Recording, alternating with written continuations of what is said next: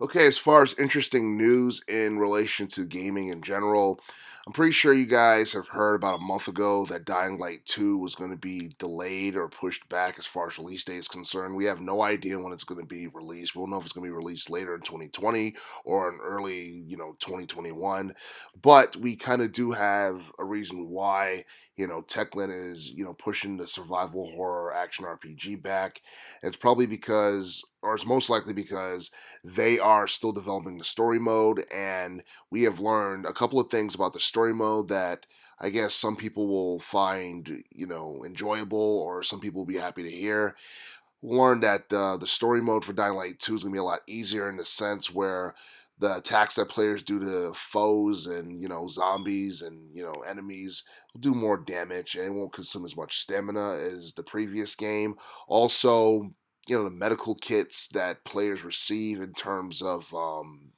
in terms of basically replenishing their health, will work even more so to their advantage than it did in the first game, because you just get more health replenished opposed to getting a small portion of it, which makes it easier to survive and complete the game. Also, players will receive more money for selling items to traders and losing half of their experience points after losing their lives within the story mode for Dying Light 2. And that's something that's pretty cool to hear because a lot of people aren't really that great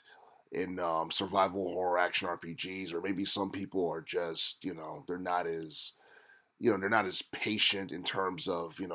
trying to beat a story of a particular game and then constantly losing. But it's nice to see that Dying Light 2 will be more forgiving gameplay wise than its predecessor. And as far as how popular this game will be and how well it'll do in terms of sales and whether or not it'll be as successful as its predecessor is something that we'll just have to wait and see. But based on what we know, as far as the story being a lot more easier and the game being more forgiving overall, this is something that's definitely going to be a huge attraction to those who were fans of the first Dying Light game. And while some people might look at the challenge, or the lack thereof,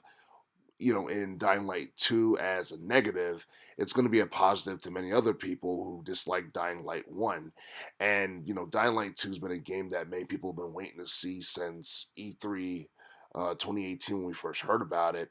And as far as Techland's promise to have the game well polished and wanting it to be something that has a high replay value and something that players can really sink their teeth into, a lot of people are really hoping they deliver. And hopefully we'll learn more about Dying Light 2 by the time we get to E3 2020 this summer.